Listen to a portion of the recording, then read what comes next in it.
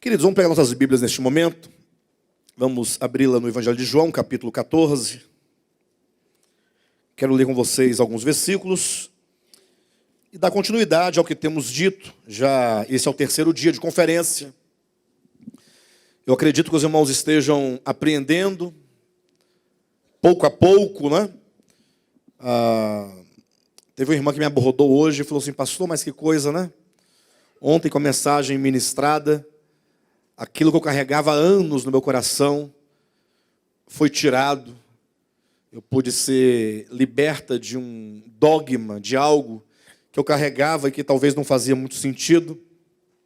E aí a irmã dela falou assim, ela disse que quando vai sair daqui, domingo, vai sair daqui convertida.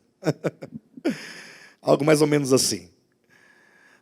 Mas eu tenho certeza que todos nós estamos sendo aqui, estamos num conflito muito grande, o conflito é natural.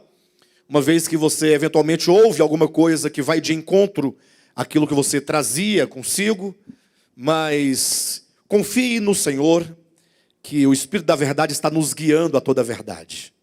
Creia nisso, tenha a sua Bíblia em mãos, acompanhe, ouça com bastante atenção, abra o seu coração, deixa Deus falar contigo.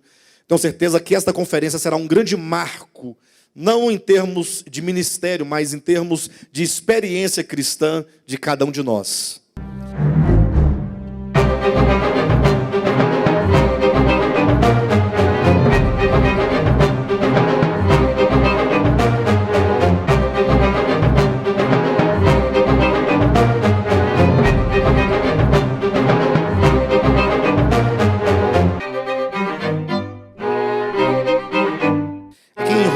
Em João Evangelho, capítulo 14, quero ler até o versículo 10, que diz assim, do versículo 1 até o versículo 11. Vamos ler esses 11 versículos aqui. Não se turbe o vosso coração, credes em Deus, crede também em mim. Na casa do meu pai há muitas moradas. Se assim não fora, eu vou-lo teria dito, pois vou preparar-vos lugar. E quando eu for e vos preparar lugar, voltarei e vos receberei para mim mesmo, para que onde eu estou, estejais vós também. E vós sabeis o caminho para onde eu vou. Disse-lhe Tomé, Senhor, não sabemos para onde vais. Como saber o caminho? Respondeu-lhe Jesus, eu sou o caminho, e a verdade, e a vida. Ninguém vem ao Pai, a não ser por mim. Se vós me tivesseis conhecido, conheceríeis também a meu Pai. Desde agora o conheceis e o tendes visto. Replicou-lhe Filipe, Senhor, mostra-nos o Pai, e isto nos basta. Disse-lhe Jesus, Filipe, há tanto tempo estou convosco e não me tens conhecido? Quem me vê a mim, vê o Pai. Como dizes tu, mostra-nos o Pai? Não crês que eu estou no Pai e que o Pai está em mim? As palavras que eu vos digo, não as digo por mim mesmo, mas o Pai que permanece em mim faz as suas obras. Crede-me que eu estou no Pai e o Pai em mim. Crede ao menos por causa das mesmas obras. Eu quero enfatizar aqui, antes de nós começarmos aqui na introdução dessa mensagem, as palavras do versículo 6. Repita comigo, por gentileza. Respondeu-lhe Jesus. Mas diga com fé. Respondeu-lhe Jesus. Eu sou o caminho. Eu sou a verdade. Eu sou a vida. E ninguém vem ao Pai a não ser por mim. Olha que maravilha. Repita comigo, eu sou a verdade. Que maravilha. Ninguém vem ao Pai a não ser por mim. Queridos, esse capítulo 14 é um capítulo um tanto complexo, porque usa de muitas metáforas. E por muito tempo ele foi lido sem ser compreendido na sua essência. Os primeiros versículos, Jesus diz que ele haveria de ir ao Pai a fim de prover um lugar na casa do Pai. E ele diz, para que onde eu estou estejais vós também. Vejam que Jesus, ele demonstra e declara o desejo do seu coração. O desejo dele é que onde ele está, ele não diz estiver, inclusive talvez tenha alguma versão que traga estiver, né? Mas o verbo, conforme a língua original diz, para que onde eu estou, conforme diz na versão atualizada, estejais vós também. Ou seja, o desejo de Jesus é que todos nós estejamos onde ele está. E ele diz então que esse lugar onde ele está é a casa do Pai. Ele diz, vou preparar um lugar para vocês na casa do meu Pai, porque eu quero que vocês estejam comigo onde eu estou. Então é certo que Jesus, ele estava na casa do Pai e queria levar seus discípulos para estarem com ele na casa do Pai. E daí muitas vezes as pessoas ficam pensando, poxa, esse lugar, essa casa deve ser o céu. Ele quer nos levar para o céu. Mas veja que Jesus estava diante dos seus discípulos, frente a frente, e ele disse, versículo 10, acompanhe na sua Bíblia: não crês que eu estou no Pai e que o Pai está em mim? Crede, ao menos por causa das mesmas obras. Versículo 11, crede-me que eu estou no Pai e o Pai em mim. Crede, ao menos por causa das mesmas obras. E quando chegamos no versículo 6, aqui há um detalhe interessante, porque quando Cristo disse, olha, eu quero que vocês estejam na casa do Pai, eu quero que vocês estejam comigo onde eu estou. E então os discípulos ficam um pouco sem saber, sem entender o que Cristo queria dizer. E então Jesus fala assim, olha, vocês sabem o caminho para onde eu vou. Veja que todo o texto aponta para um lugar, a casa do Pai, onde eu estou. Vós sabeis o caminho para onde eu vou. O texto vai afirmando categoricamente acerca de um determinado lugar. E para que ninguém tenha dúvida de que esse lugar não é o céu, mas é uma condição espiritual no coração e na consciência do homem, em Deus, no versículo 6, Jesus responde a Tomé. Porque Tomé diz, Senhor, nós não sabemos para onde tu vais. Tu estás dizendo de uma casa do Pai, de um lugar para onde tu vais, e tu fala de um caminho que nos leva para esse lugar, mas eu não sei que lugar é esse. Como eu vou saber o caminho? Olha a resposta de Cristo. Ele diz, eu sou o caminho para o lugar. Eu sou a verdade e eu sou a vida. E ele diz, ninguém vem ao Pai a não ser por mim. Que lugar é esse? Ninguém vem ao Pai a não ser por mim. O Pai, portanto, é este lugar. Ele diz, para que onde eu estou, vocês também estejam. Porventura vocês não creem que eu estou no Pai? E ninguém vem ao Pai? Ora, tudo isso nos leva a crer que Cristo está dizendo que os homens, de uma maneira geral, eles estão fora da casa do Pai, eles estão distantes da casa do Pai, e eles estão separados do Pai. Mas há de se compreender que toda essa separação e essa distância não se dá em âmbito geográfico. Não quer dizer que Deus esteja num lugar distante e o homem está na terra e que Deus vai levá-lo para o céu. Mas essa separação, ela se dá no coração e na consciência. Nós estivemos falando aqui desde o primeiro dia, ou no primeiro dia nós demonstramos sobre a vida. Deus é a vida. A vida que gerou a unidade, gera a unidade de todo o universo, de todas as criaturas.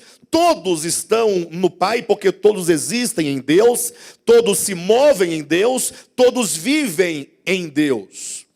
É o aspecto simbólico, né, entre Deus e a sua criação. Essa unidade, essa harmonia de existência com o seu Criador.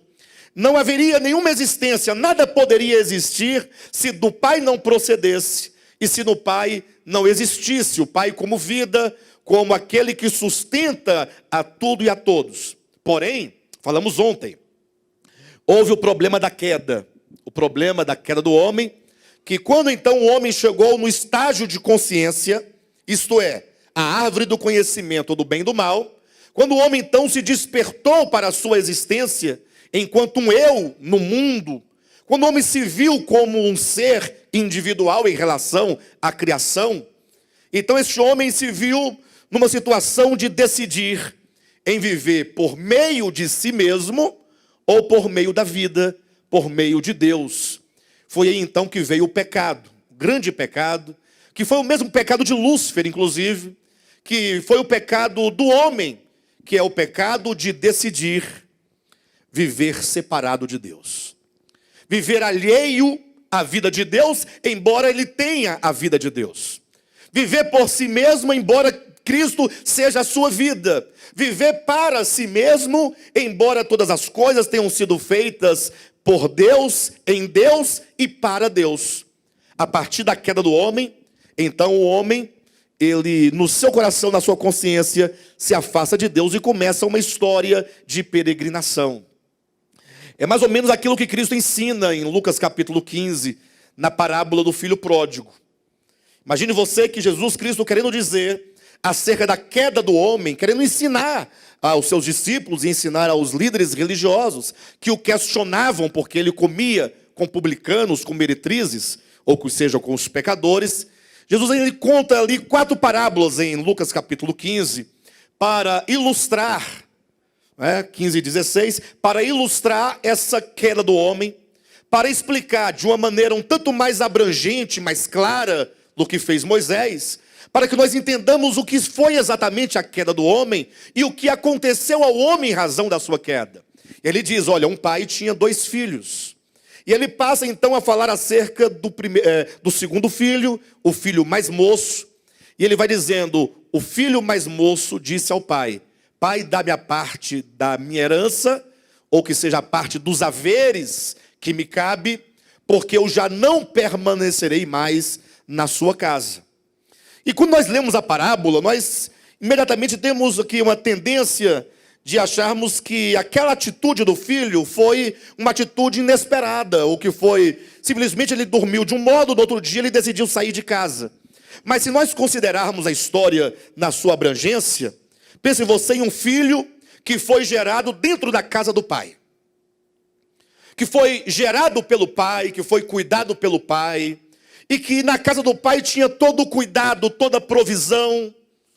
Vamos pensar não no momento que o filho diz, vou sair de casa, mas reconstruindo a história desse filho, porque esse filho ele representa o homem criado por Deus. Como que Deus criasse esse homem, e agora esse homem fosse criado por Deus, e fosse cuidado por Deus, mantido por Deus, dentro de um ambiente, dentro do reino de Deus, dentro da casa do Pai. Entenda essa casa do Pai como sendo não uma casa, mas enquanto um lar. Você sabe a diferença de casa para lar? Querem ver uma coisa? Há alguém aqui que não tem uma casa própria? Deixa eu ver a mão. Que não tem uma casa própria. Muito bem. Esses que levantaram as mãos não têm uma casa própria. Mas com certeza vocês têm um lar.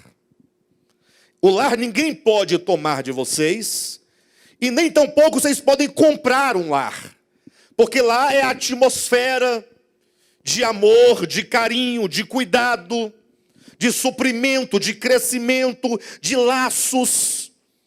E portanto a casa do Pai aqui representa exatamente essa harmonia, como que Deus e suas criaturas viviam em completa harmonia, em cuidado. E aquele filho da parábola, portanto, vivia nesse ambiente de amor, nesse ambiente de cuidado. Imagine você que ele foi crescendo, e na medida que ele foi tendo consciência de si mesmo, enquanto um ser individual, um ser no mundo, porque ele era criancinha, não tinha ainda o conhecimento do bem e do mal, enquanto criança tem esse discernimento, mas vai adquirindo aos poucos, e aí vai chegando naquela fase, e a parábola diz claramente, o filho mais moço, exatamente para apontar para o momento da experiência humana, ali da juventude, da adolescência, quando a pessoa começa a se dar conta de si, e ele começa a criar os seus próprios conceitos acerca de si mesmo, acerca do outro, acerca dos pais. Imagine só você, aquele jovem pensando consigo mesmo, puxa vida, eu tenho que viver e morar na casa dos meus pais, vivendo aqui sob disciplina.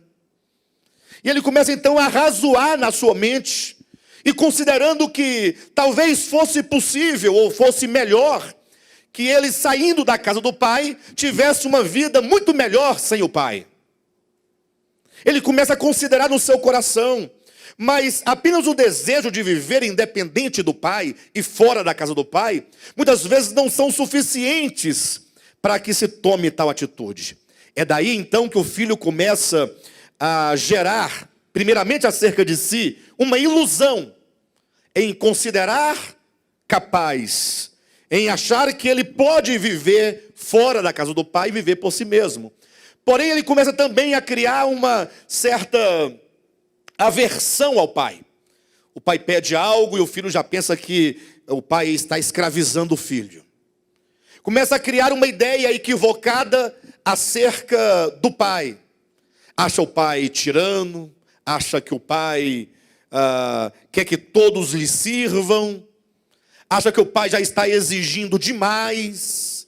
E aí ele começa a criar um conceito equivocado acerca do pai, a ponto de ele chegar numa situação em que ele já não suporta mais permanecer na casa do pai.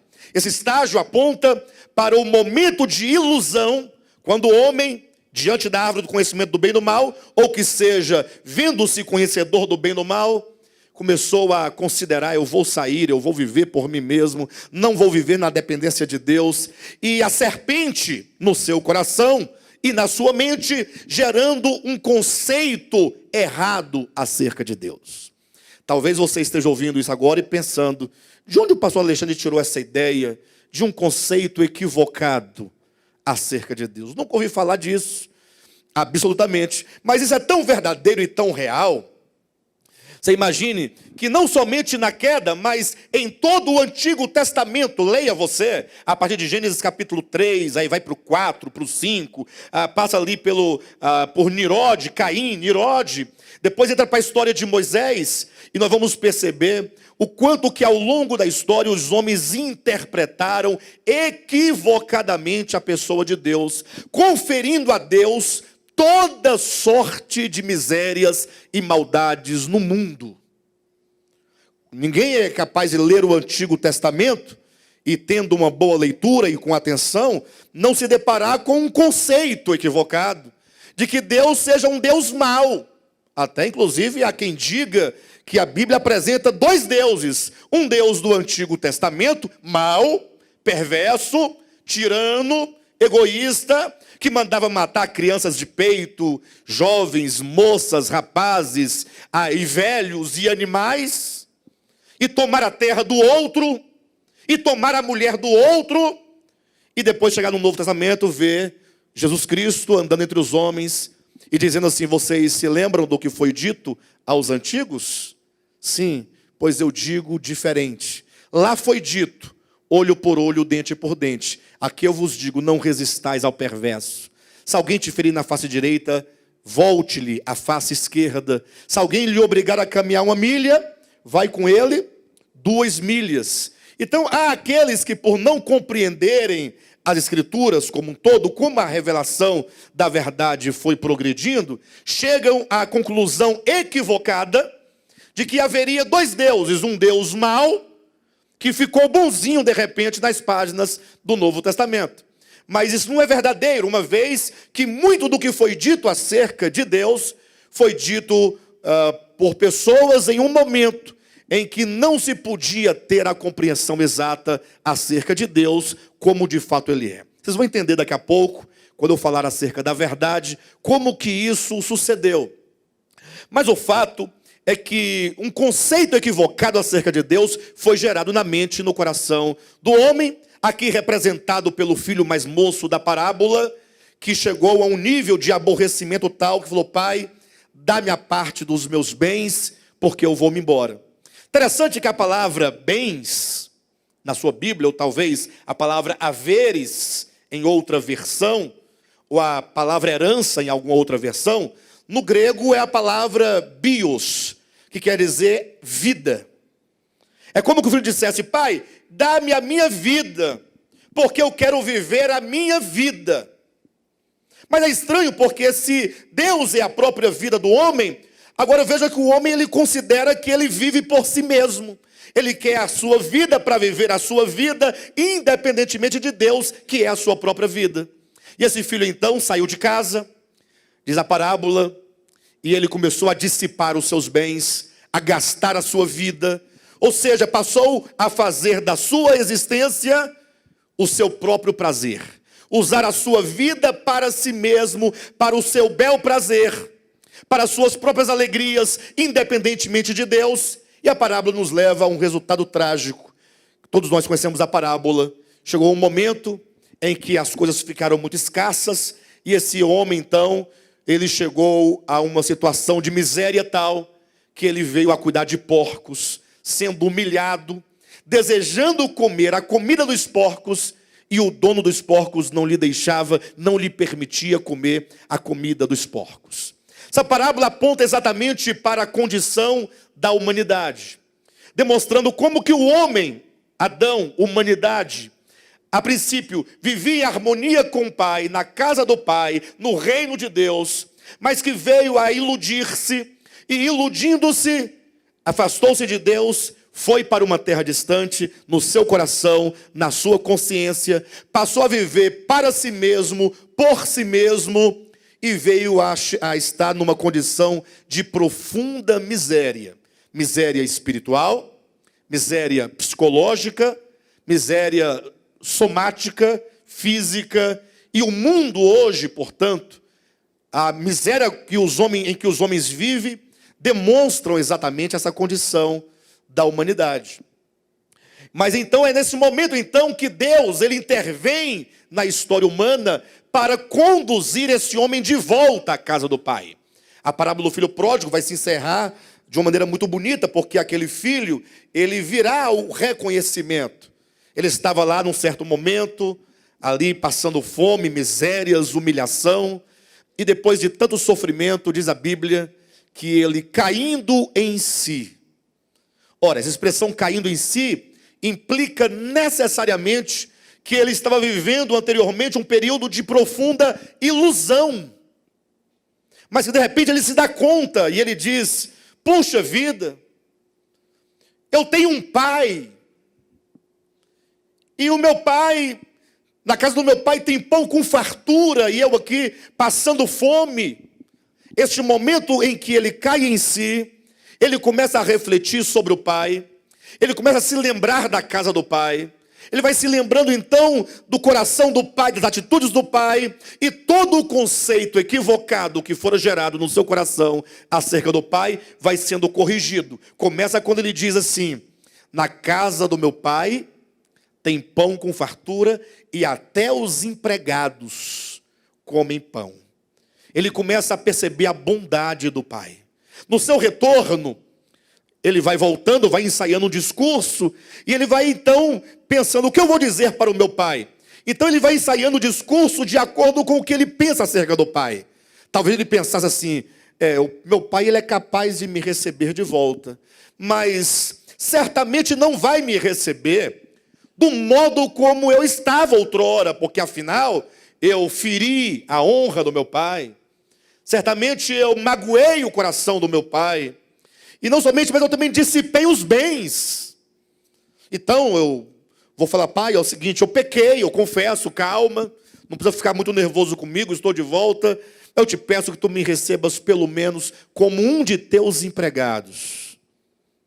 Mas para sua surpresa, diz a Escritura que quando ele ainda vinha de longe, o pai o avistou, porque o pai estava sempre ali, olhando pelo mesmo caminho que aquele filho partiu, na expectativa de que aquele filho haveria de retornar. A primeira surpresa do filho foi: o meu pai, ele está me esperando. Surpresa essa que fez com que ele conhecesse um pouco mais acerca do pai. Quando então ele vê o pai correndo ao seu encontro, ou seja, o pai estava ávido pelo seu retorno. E para sua surpresa maior, o pai então lhe abraça. Abraça o filho do modo como ele estava, sujo, talvez fedorento, né? Imundo, sem cortar as unhas, sem fazer cabelo, nem barba, nem escovar os dentes, descalço. Mas o pai, ele abraça o filho e ele beija o filho. E o filho tentando dizer: pai, pequei contra ti. E o pai só queria abraçar e beijar o filho. O filho não precisava de dizer nenhuma palavra, porque o pai já sabia de tudo. E o pai ignorava tudo aquilo, porque o que importa é o retorno do filho. E então, para a surpresa ainda maior desse filho, foi quando então o pai disse: olha, vamos para casa e nós vamos fazer uma festa. Que surpresa, não? Talvez ele pensasse: o pai, vamos para casa, aí tomar um banho e nós vamos depois ter uma conversa. Não é assim geralmente que nós pensamos? Nós vamos conversar, vamos fazer as contas, vamos ver direitinho os prejuízos, vou te dar um sermão para você não repetir nunca mais isso. Mas não, o filho ficou surpreso, porque o pai disse: vamos fazer uma festa. O pai vai se revelando para o filho, e o filho vai conhecendo o pai que ele nunca conheceu. Mas antes da festa não podemos deixar, né, de colocar sandálias nos pés, uma veste nova. E para surpresa ainda maior do filho, foi quando o pai disse: traga o meu anel, o anel de autoridade, do selo da minha autoridade, e coloca no dedo do filho. Filho, vem aqui, dá sua mão. Ele coloca o anel. O filho agora está todo orgulhoso, né? Todo mundo olhando: mas o que está acontecendo? Esse menino tinha que levar uma pizza, talvez nem deveria ser recebido em casa, ou se recebido com ressalvas. Mas não, o pai faz uma festa, dá um vestido novo, sandálias nos pés, o seu anel de autoridade no dedo, e vamos cantar e vamos dançar. O pai se revela de uma maneira maravilhosa para aquele filho. Aquele filho, a partir daquele momento, nunca mais seria o mesmo, porque agora ele conhece o coração do pai, ele conhece o amor do pai. O retorno à casa do pai agora tem todo um significado para aquele homem. De modo então que, trazendo isso para a humanidade, essa parábola profetiza o retorno do homem a Deus. Essa parábola não somente ilustra a queda, mas profetiza um dia, aquele homem que um dia se distanciou da casa do pai, ele vai retornar. E quando ele retornar, haverá uma grande festa em todo o universo. O homem que perdeu a posição de filho, ele vai recuperar essa posição. E o que vai atraí-lo, o que vai trazê-lo de volta, é o conhecimento do Pai. Na medida que o homem vai conhecendo a Deus, e esse conhecimento é um conhecimento progressivo, na mesma proporção que ele conhece, é a proporção que ele ama o Pai, que ele conhece o Pai. Por isso que nós temos que desenvolver um crescimento espiritual de conhecimento de Deus. Mas quando se fala de conhecimento de Deus, nós nos deparamos hoje em dia com um grande problema, sobretudo no mundo religioso. Isto porque existem centenas e milhares de religiões. Mas não quero falar das religiões. Eu quero apontar apenas uma religião, dentre tantas que tem, que é o cristianismo. Vamos falar de nós mesmos, né? E o cristianismo, então, ele está dividido em centenas e milhares de segmentos ditos cristãos. Existem as igrejas católicas, porque é mais de uma. Existem as igrejas protestantes, porque são dezenas. Existem as milhares de igrejas evangélicas. Ainda existe o espiritismo, que se diz e se intitula cristão. Mas o que se vê é que, embora haja tantos segmentos, ou melhor, havendo tantos segmentos, cada um desses segmentos, ele diz conhecer a Deus. A pessoa se converte em tal segmento, ele diz: olha, quando eu conheci a Deus. Aí ele entende que o ingresso dele, dentro de um segmento sectário, dentro de uma denominação cristã, evangélica, ele pensa: agora eu conheci a Deus. Mas a pergunta que eu faço é: será que nós conhecemos mesmo a Deus?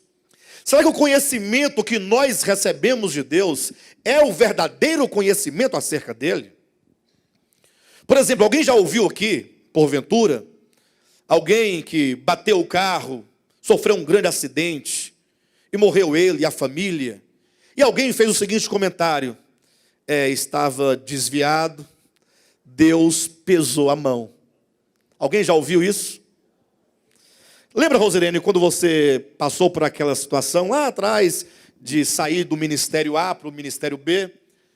Eu, você, o Fernando, minha mãe, a Silvia, o Raimundo, Gilvan, Andréia, se eu esqueci de alguém, me perdoe, mas falaram assim: olha, cuidado, porque nós temos notícia de que quantos fizeram o mesmo que vocês estão fazendo, deixando o ministério A, ou ficou com câncer, ou sofreu um acidente e morreu nesse acidente. E começou a falar um tanto de pragas, de juízos. Recentemente eu ouvi um vídeo acerca de um pastor, inclusive muito notável no meio cristão, em que ele amaldiçoava do púlpito um homem dizendo: a partir de hoje você não caminha mais porque eu estou te amaldiçoando. Já viram isso? Eu pergunto, mas vem aqui, gente, será este é o conhecimento de Deus? Mas talvez alguém tenha base bíblica. Tem base. Eu posso amaldiçoar, digamos assim, porque um dia um homem de Deus do passado, chamado Eliseu, quando estava subindo a montanha, já velho, curvado e calvo, deu certo, né? E o sol batia na careca de Eliseu. E Eliseu, ofegante, porque era um homem sedentário, o profeta geralmente é sedentário, não tem tempo para fazer exercício físico. E diz a escritura veterotestamentária, o profeta não tem tempo de fazer exercício, pessoal. Aí diz a escritura veterotestamentária, vale a pena ressaltar, frisar, diz que passava um grupo de meninos, aproximadamente uns 40 e poucos meninos, não tenho com precisão, mas era quase 50 meninos. Era uma turma grande de meninos. E os meninos acharam engraçado aquele homem magro, calvo, curvado, cansado, ofegante, subir. E os meninos, sabe que menino não tem juízo? Criança não tem juízo. Começou a brincar e dizer: sobe, careca, sobe.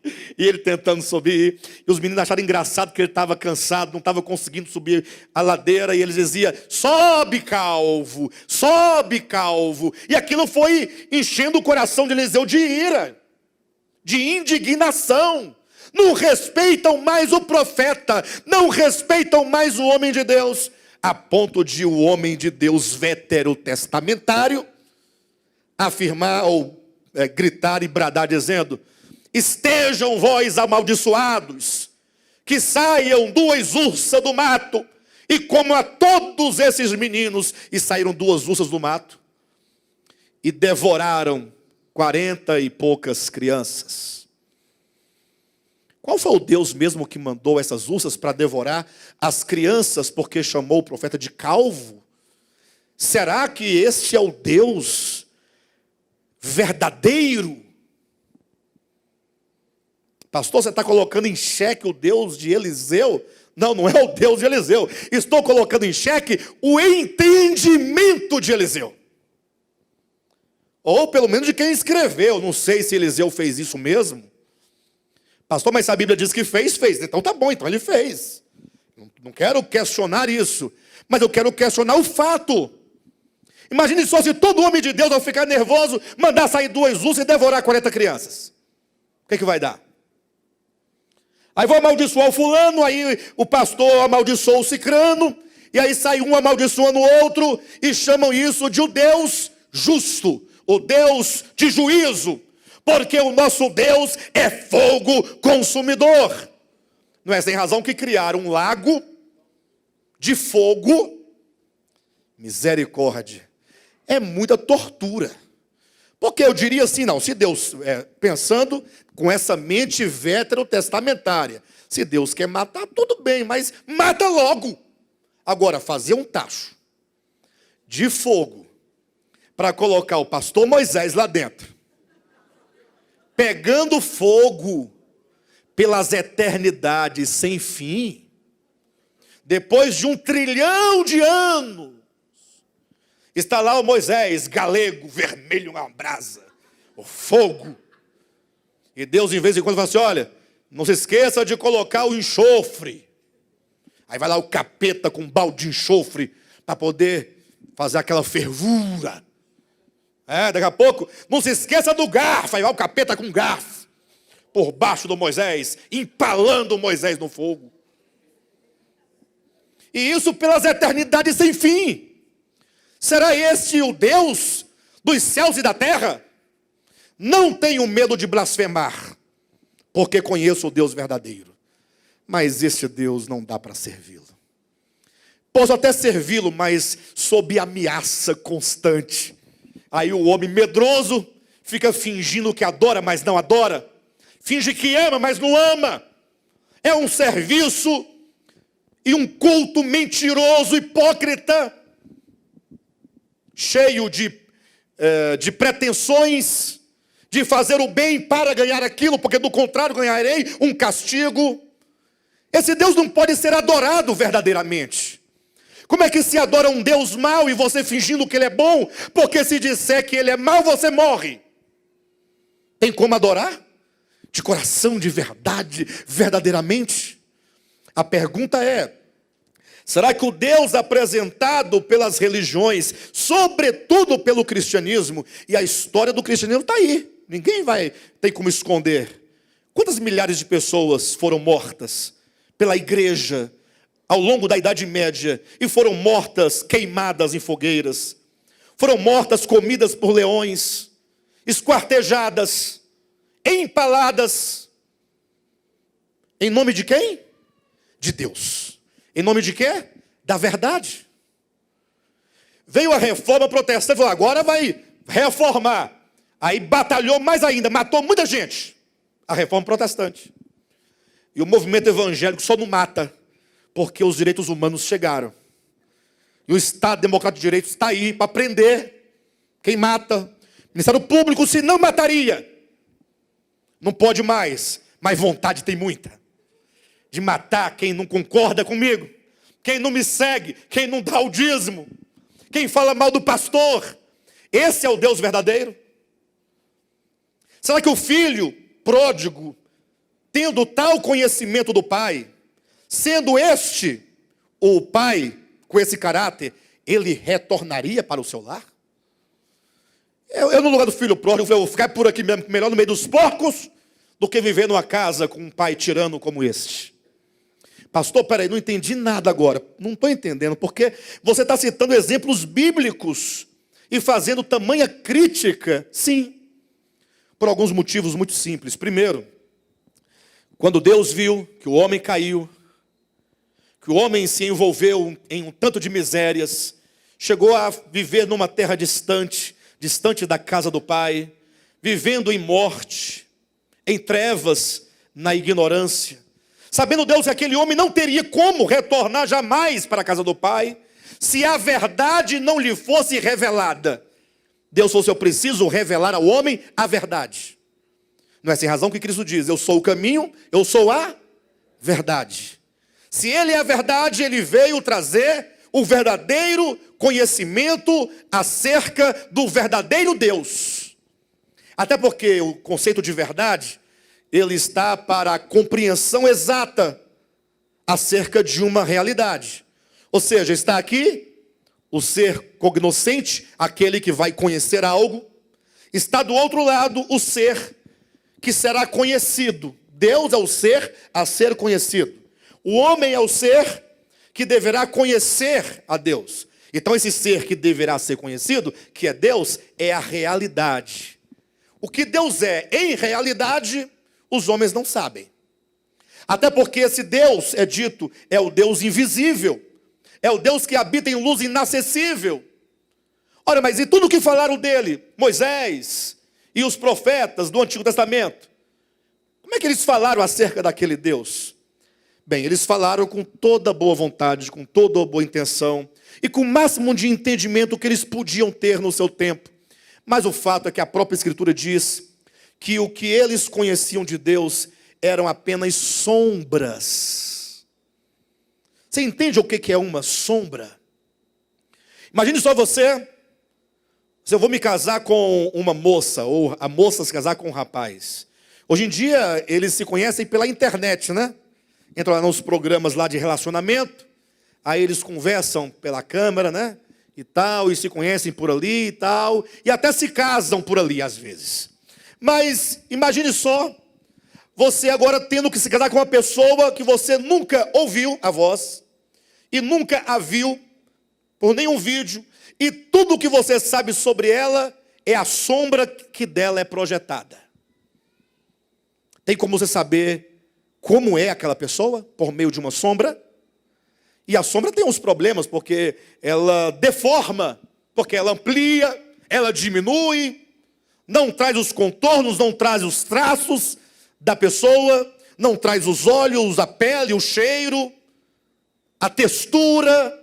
Nada se pode saber de uma pessoa pela sua sombra.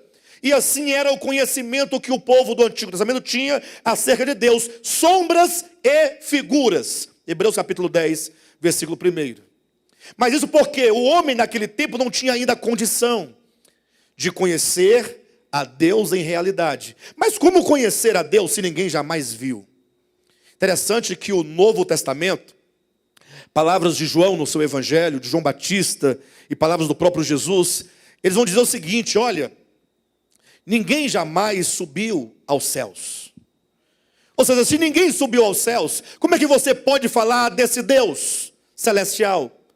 Se você nunca esteve com Ele, se você não andou com Ele, não conversou com Ele, não conhece o coração dEle, como se pode dar um testemunho acerca desse Deus?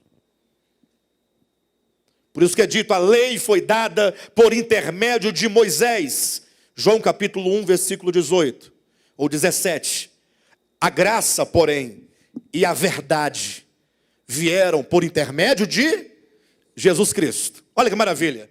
À minha esquerda, a lei foi dada por Moisés. O que é a lei? Sombra de bens vindouros. A lei que foi dada por Moisés, que era o conhecimento de Deus, era como que uma sombra. Não se podia discernir. Por isso que qualquer coisa que acontecia, qualquer fenômeno, se alguém me falasse alguma coisa contra mim, e ao falar contra mim uma palavra, de repente, por qualquer situação, saísse do mato uma ursa e matasse a pessoa, conferia-se a quem? Ah, foi Deus. Aí você escrevia, Deus mandou a ursa porque o fulano falou mal do cicrano. Era o conhecimento possível, porque eram pessoas que viviam num tempo bárbaro, num tempo rudimentar, num tempo de guerras, que não se conhecia direitos. Porém, a lei foi dada por Moisés. A graça, porém, e a verdade vieram por meio de Jesus Cristo. A lei foi dada por Moisés. Agora, e a verdade veio com Moisés? Veio por meio de Jesus Cristo.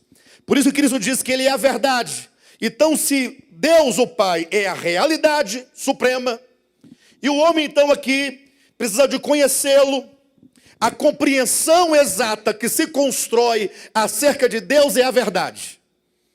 Alguém já ouviu alguém dizer assim: eu estou na verdade, tenho a verdade e conheço a verdade? Basta você perguntar, o que é a verdade? A igreja adventista fala, nós temos a verdade. Fala, o que é a verdade? Vamos dizer, a guarda do sábado, a abstinência de animais imundos. Isso é a verdade? Então isso é Deus? Outro grupo vai dizer, nós temos a verdade. E qual é a verdade? É que o nome de Deus deve ser dito Jeová. Aí depois vem um e diz, não é Jeová, é Ieoá.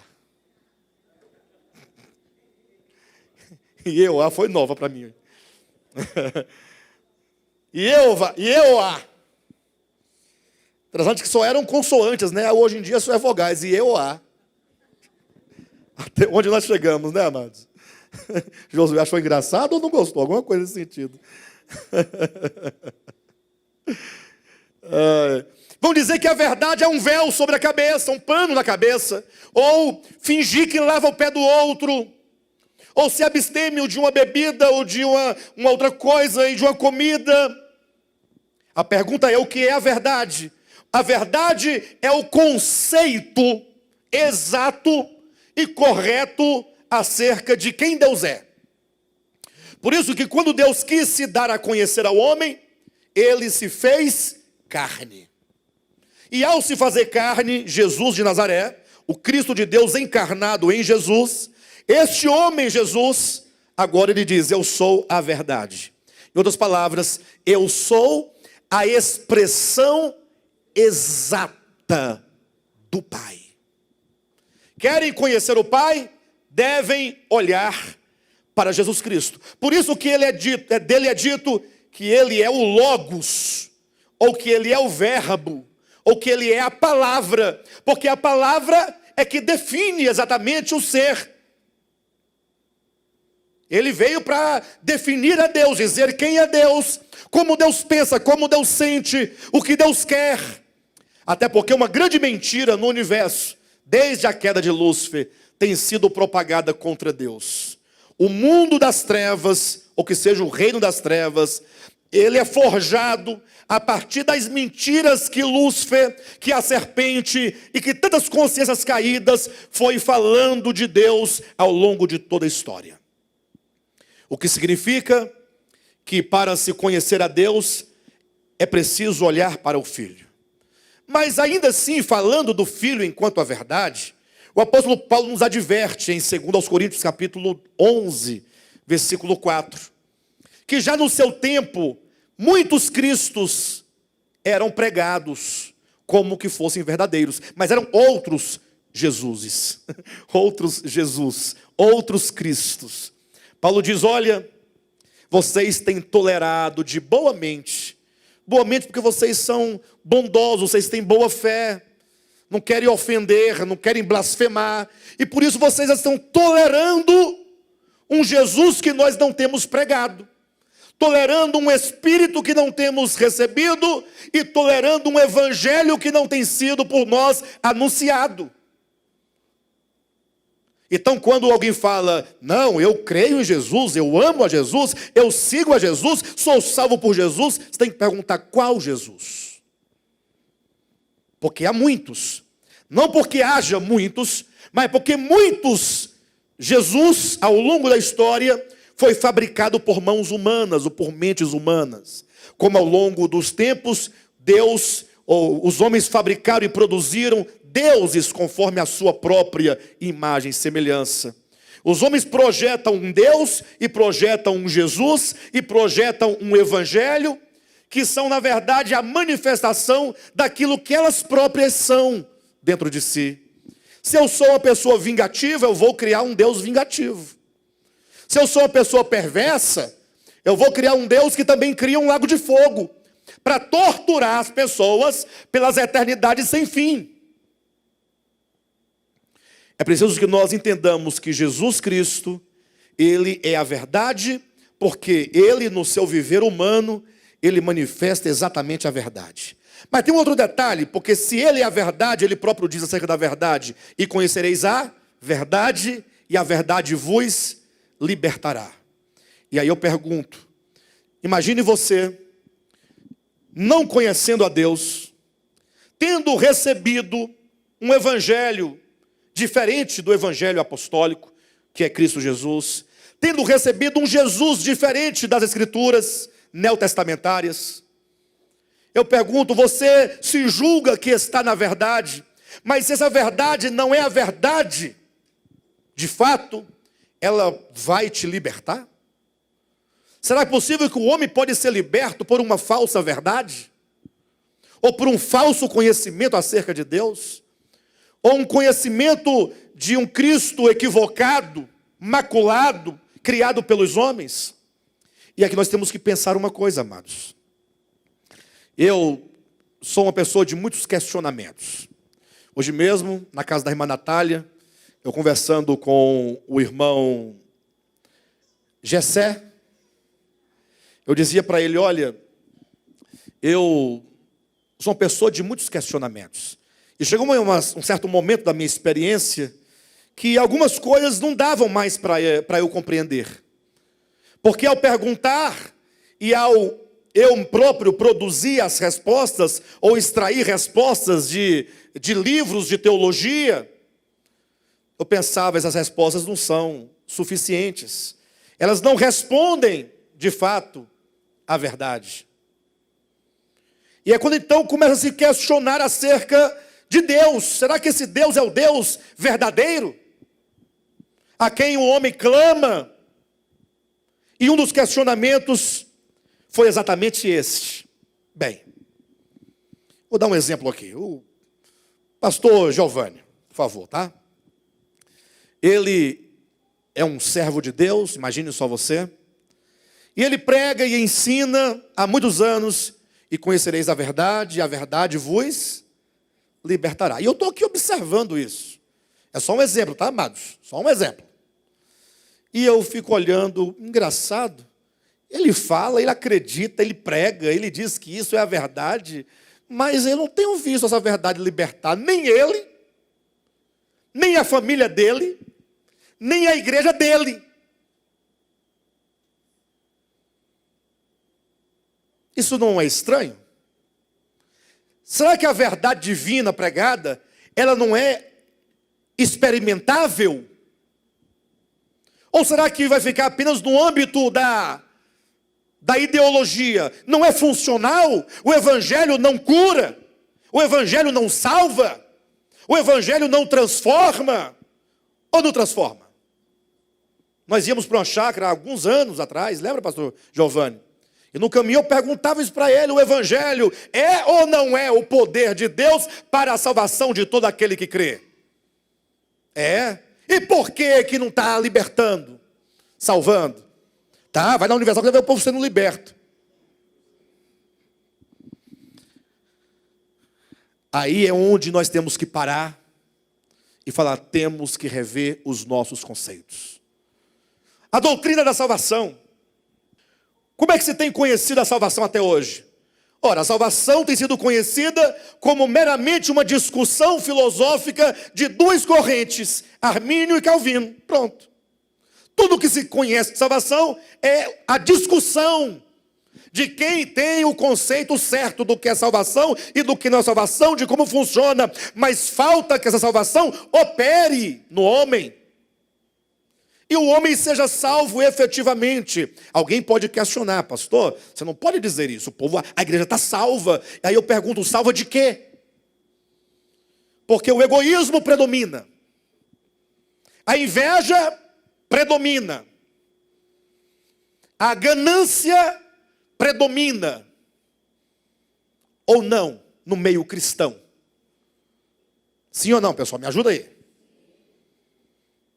E onde está a salvação operando em quê? Não, o povo está esperando morrer para ir para o céu.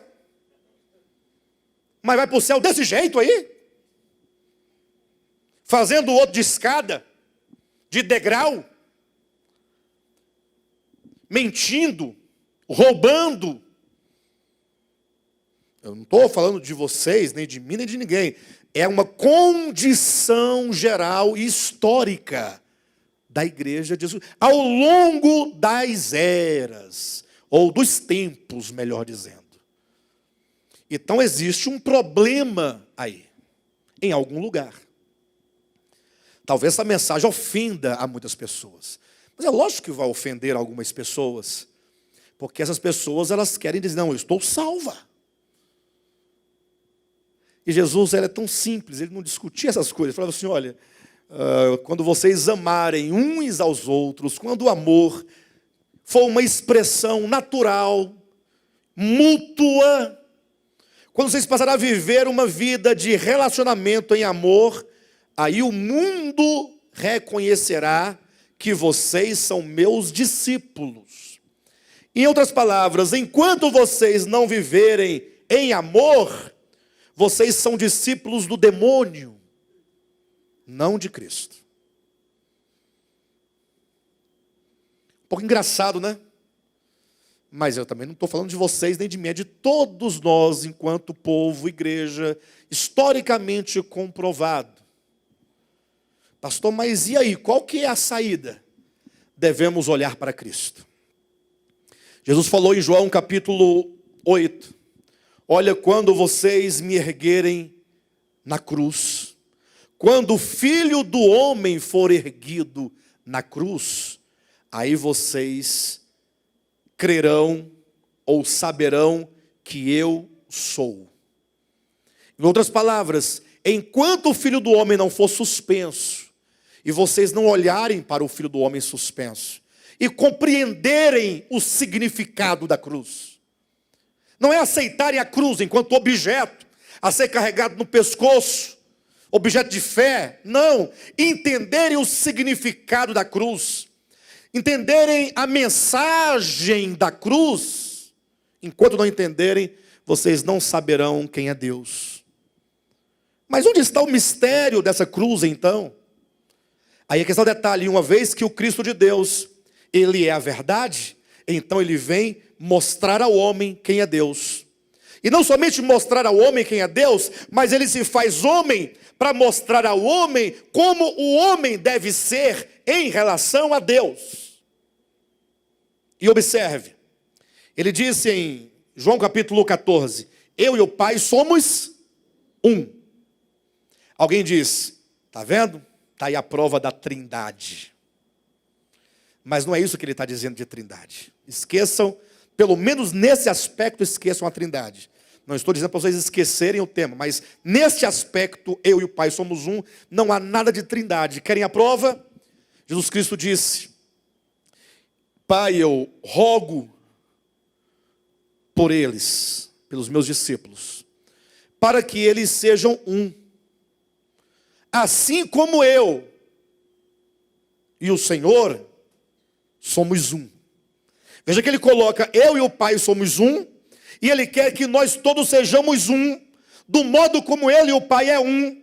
E aí ele vai explicando, a fim de que eles sejam incluídos nessa unidade, eu neles, tu em mim, e eles em nós. Então não pode ser trindade. Então agora esse Cristo, ele vem, não somente para revelar o Pai, mas também vem para ser homem. E sendo homem, vivendo como homem, mostre ao homem como o homem deve ser em relação a Deus. E aí toda a história de Cristo nos mostra. Ele se fez carne, homem. Hebreus capítulo 2, depois do capítulo 4. Ambos os capítulos vão dizer que ele se fez homem, participante de carne e sangue, a nossa semelhança. Iguaizinho a nós, do mesmo jeito que nós somos homens, carne e sangue, ele foi carne e sangue. E agora como carne e sangue, ele veio falar a palavra do Pai, revelar o Pai, veio comunicar o Pai, expressar o Pai, mas como homem, ele falou assim, eu vou mostrar para vocês como acontece. Quando começa seu ministério, ele é conduzido ao deserto, ele será ali tentado pelo diabo. Quando você vê ali Cristo no deserto, você tem que imaginar ali uma cena tão semelhante, idêntica e análoga à de Gênesis capítulo 3, quando ali o homem foi também tentado. Assim como o homem foi tentado e caiu, Cristo também, enquanto homem, deveria ser tentado e vencer. Ele estava lá, diz a Bíblia, que depois de 40 dias ele teve fome. Interessante que a primeira tentação de Cristo se dá no princípio do alimento, do comer e da fome. Do mesmo modo que lá em Gênesis 3 a tentação se dá no alimento e no comer. E agora como homem, ele está aqui, Adão, lá também estava Adão. Lá a serpente diz, olha, se você comer, você não precisará de Deus, porque você poderá ser como Deus. E aqui a serpente diz, no coração, na mente, nas faculdades, se tu és o Filho de Deus, veja, você está aqui, você é homem, você tem fome, transforme essas pedras em pães. Você não precisa do Pai, até porque o Pai te deixou aqui 40 dias, nem para mandar um anjo com um pãozinho de sal, uma manteiguinha, um negocinho. Está aí, ó, você está fraco, com fome. Por que você não usa poderes? Você pode ser por você mesmo. Você pode produzir o teu alimento.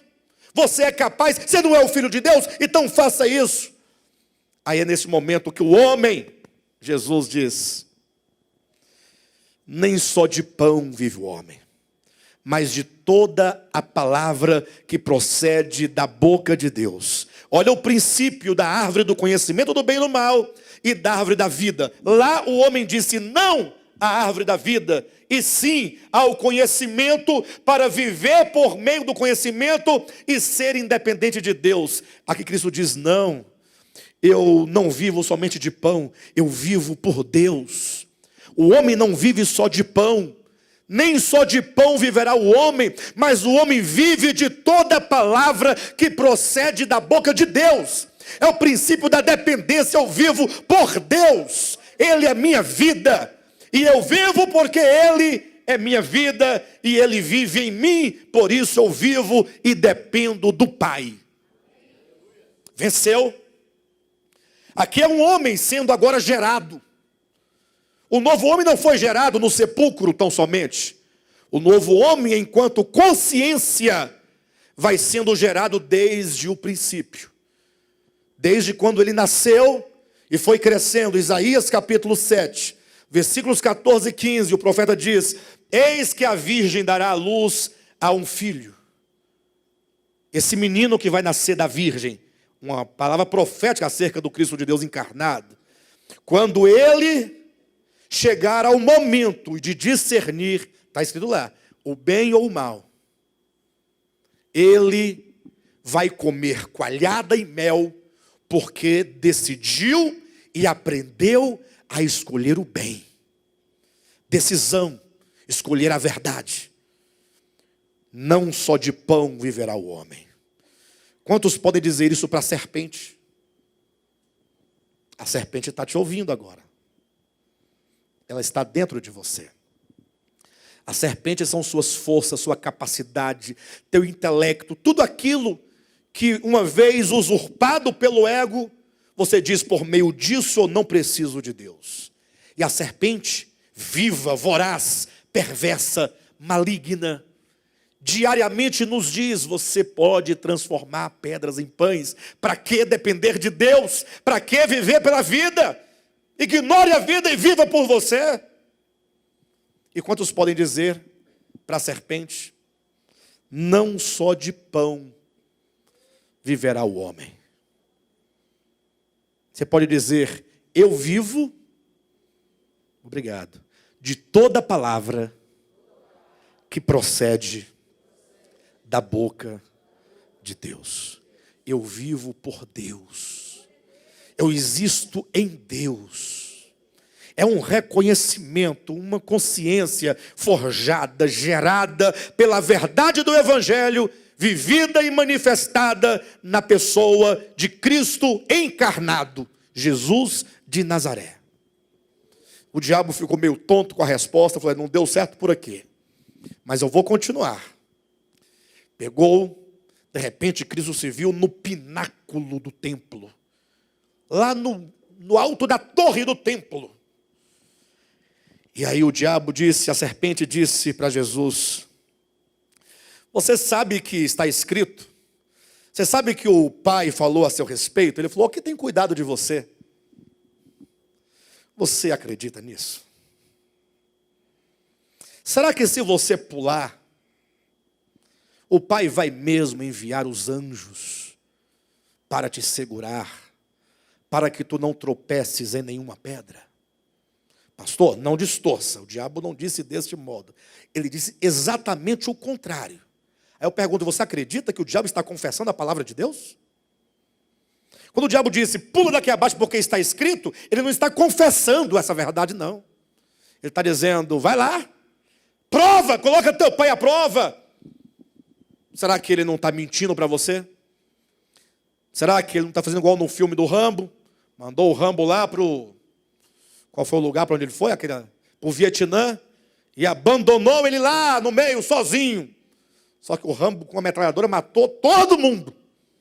Ainda voltou, ainda pegou o presidente lá nos Estados Unidos. Lá. Enfim, mas é como que o diabo dissesse: será mesmo que o Pai está preocupado contigo, se lembrando de ti? Ele tem cuidado mesmo? Será que ele tem palavra? E a prova que eu sei que o diabo dizia exatamente com esse tom e esse viés, é que Jesus disse: não tentarás, não põe à prova. Colocar à prova e tentar é o mesmo que duvidar. Não duvide da palavra do Pai. Eu não preciso provar o Pai. Eu sei quem é o Pai. Conheço o Pai. Porque a tentação da queda e do afastamento do homem da verdade envolve mentiras acerca de Deus. O diabo diz para você: olha, eu já ouvi muito isso. Se Deus é bom mesmo, por que que vocês falam que Ele vai jogar um tanto de gente num lago de fogo? Essa pessoa está raciocinando corretamente, embora um raciocínio cujas bases são falsas. É um raciocínio coerente, mas se funda numa base de um equívoco. Porque quem foi que disse que o Pai vai fazer isso? Jesus, o Pai, como Jesus é a expressão exata, é aquele que mandou profetas ao povo de Israel. E mandou outros profetas, e o povo de Israel matava os profetas, e ele mandava outros, e o povo de Israel matava, e crucificava, e tudo. Aí agora eu próprio lá, Jesus veio, e falou, pregou, chamou, gritou nas praças, fez cura, milagre para o povo. Quando não teve jeito, o povo continuou irredutível, incrédulo.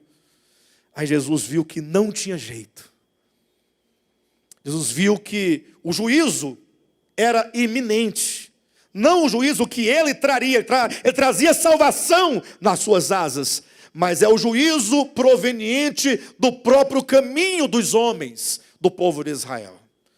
Quando chegou o momento que não tinha mais para onde ir, eles matariam o Filho de Deus.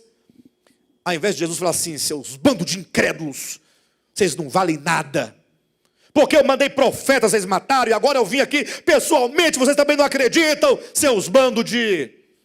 Não poderia falar assim? Mas não, ele foi chegando pela parte alta de Jerusalém, de onde ele podia ver toda Jerusalém. Parou, olhou, e os olhos dele começou a lacrimejar, e ele começou a chorar sobre Jerusalém, e a dizer: Jerusalém, Jerusalém, que matas os profetas, e que apedrejas os que te foram enviados. Quantas vezes eu quis reunir vocês debaixo das minhas asas, mas vocês não quiseram. E por que choras? Porque o juízo é iminente. E eu não posso livrar-vos do vosso próprio juízo. E eu vim para livrar-vos do juízo. Mas vocês não largam mão do vosso pecado. E portanto, o juízo é inevitável.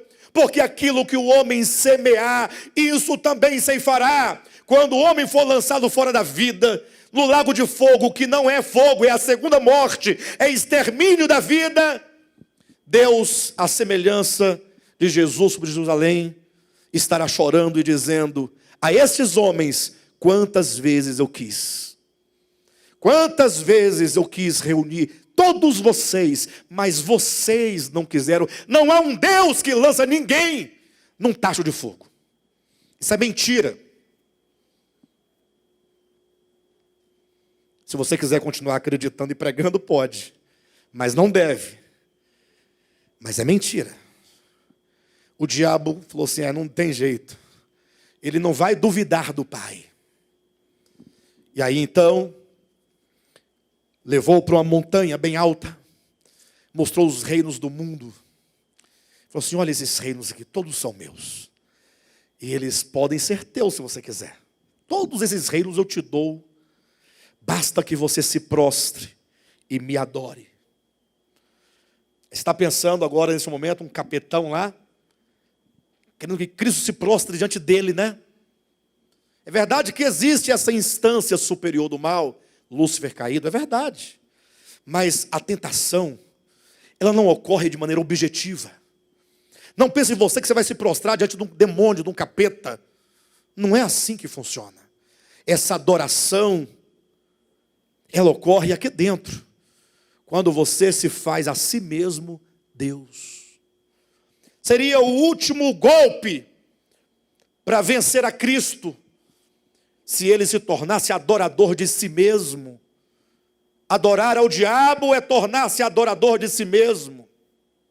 Romanos capítulo 1 deixa claro que os homens, tornando-se loucos, fizeram-se deuses a si mesmos e fizeram deuses à imagem de homens. E Jesus disse: adorarás somente ao Senhor teu Deus. Ele venceu. Ele mostrou como eu devo fazer, como você deve fazer. Se você crê no Pai, precisa ter o Pai como a fonte de toda a sua existência, de toda a sua subsistência. Não só de pão viverá o homem, mas de toda a palavra que procede da boca de Deus. Se você quer viver a vida para Deus, uma vida de amor, de serviço, você não pode duvidar da palavra de Deus. Seja Deus verdadeiro e todo homem mentiroso. Você não pode colocar Deus à prova. Ele não é teu servo, nós somos servos dele. E nós vivemos porque cremos na sua palavra. E não podemos nos tornar adoradores de nós mesmos, como quem se prostra diante da serpente. Em todo o viver de Cristo, ele viveu uma vida de completa renúncia a si mesmo. Aquilo que ocorreu com Adão, deixou que o ego crescesse, surgisse dentro dele e o governasse, e ele ficasse cheio de si. O Cristo de Deus foi se esvaziando. Cada momento que ele podia ter alguma situação que lhe beneficiava, ele negava a si mesmo, ele renunciava. De modo então, que o ponto mais alto da experiência de Cristo foi quando ele foi preso, cuspido, insultado, humilhado. E esse é o momento mais dramático, porque é o momento em que o coração do homem é tocado. Porque enquanto apenas falavam dele, apenas falavam, apenas perseguiam. Mas quando o prenderam, o amarraram, cuspiram na sua face, golpearam sua cabeça, desferiram golpes contra ele, colocaram-lhe nos ombros uma cruz, e ele tendo que carregar aquilo, sendo ele Deus. Se fosse você, o que você faria? Mas não existe o se fosse você. O fato é que todos nós estamos em situação semelhante, em vários momentos da nossa vida, e nós sabemos exatamente como fazer, quando nos querem levar uma cruz que não é nossa, quando nos cospe a face, quando nos humilha, nós sabemos o que fazer. Como é que a gente faz? A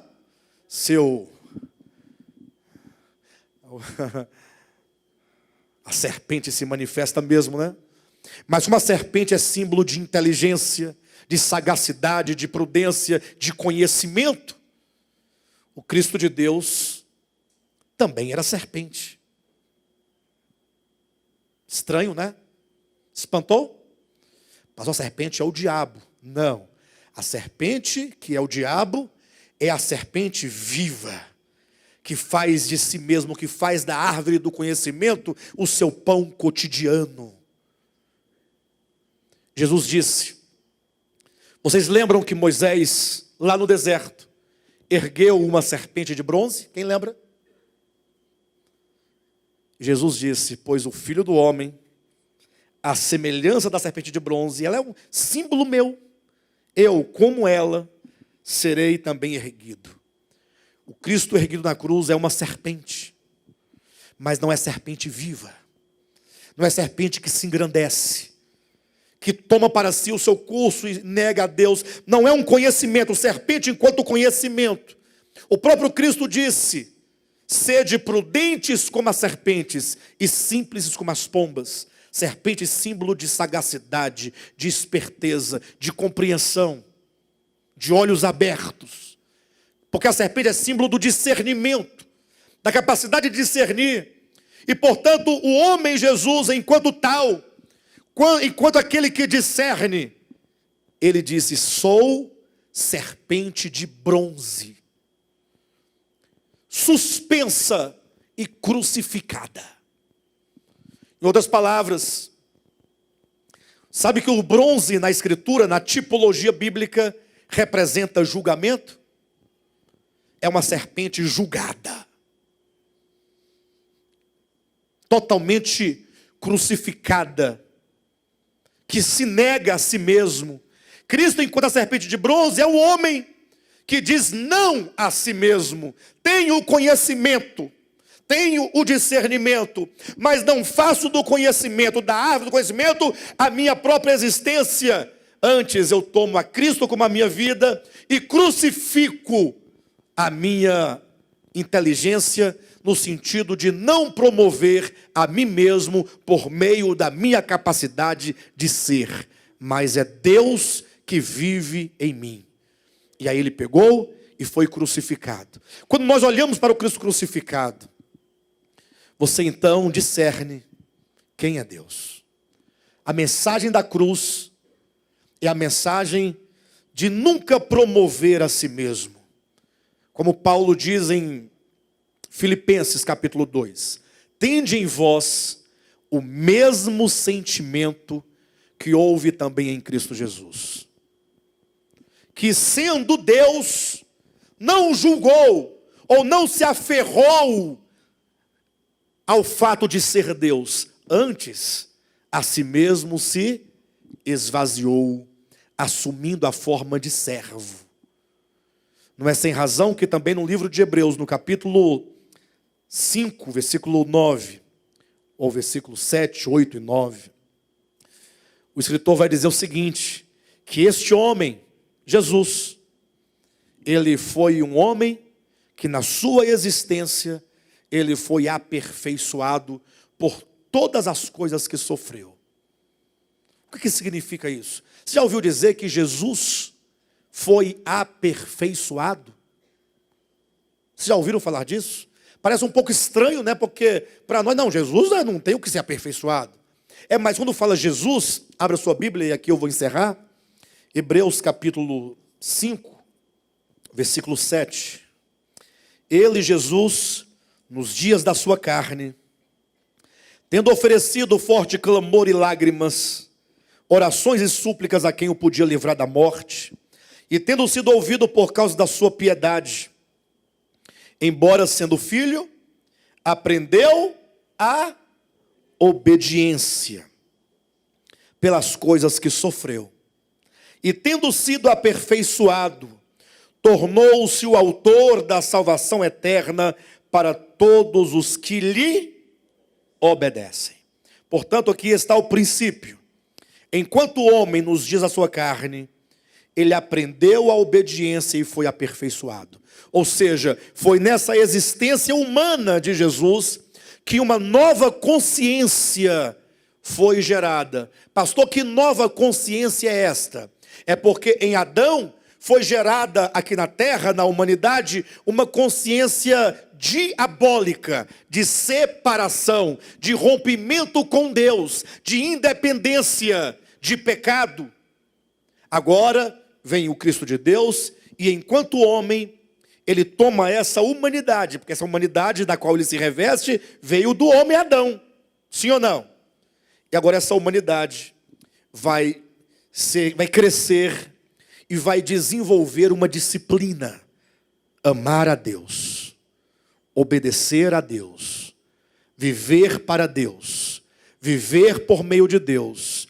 E este homem nunca pecou, porque foi submetido ao sofrimento e foi aprendendo a obediência pelo sofrimento, e essa humanidade foi sendo aperfeiçoada no sentido de ser formada uma humanidade que esteja em plena harmonia com Deus. Por isso ele podia dizer, eu e o Pai somos um. Ser um é ser um no entendimento, no coração. Jesus viveu em obediência plena ao Pai, e ele amava profundamente o Pai, e lhe obedecia movido por este amor. A grande prova disso, que ele e o Pai eram um nessa consciência, foi por ocasião, momentos antes de ele ser preso, para ser crucificado, ele disse: aí vem o príncipe deste mundo, falando que o diabo viria para prendê-lo e matá-lo. E ele disse: e ele nada tem em mim. O que tinha aqui em Cristo? Somente o Pai. Amor ao Pai e obediência ao Pai. Este é o Evangelho. Esta é a verdade. Somente esta verdade liberta. Amanhã, no último dia da conferência, nós vamos ver como que nós, igreja, nós, filhos de Deus, somos chamados a ser discípulos de Cristo. E para ser discípulo de Cristo, não há outro caminho a ser trilhado.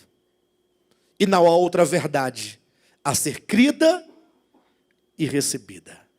O verdadeiro Evangelho nos chama a atenção para a verdade. Qualquer mensagem que não estiver de acordo com a verdade que é Cristo, é engano. Pode ser da prosperidade, do bispo tal, do apóstolo tal, pode ser o que for. Qualquer atitude, palavra, procedimento, comportamento. A pergunta é: esse comportamento, essa palavra, esse procedimento, essa doutrina, essa pregação, esse viver, está de acordo com a verdade que é Cristo, esse viver encarnado, que venceu o maligno, que venceu a carne, que venceu o mundo, que obedeceu ao Pai, que amou ao Pai e que podia declarar ao Pai: nada tem em mim? Isso tudo por meio da decisão, da renúncia completa a si mesmo. Ele abraçou a cruz, ele entregou a sua vida. Qualquer coisa que não estiver de acordo com a verdade, não é a verdade.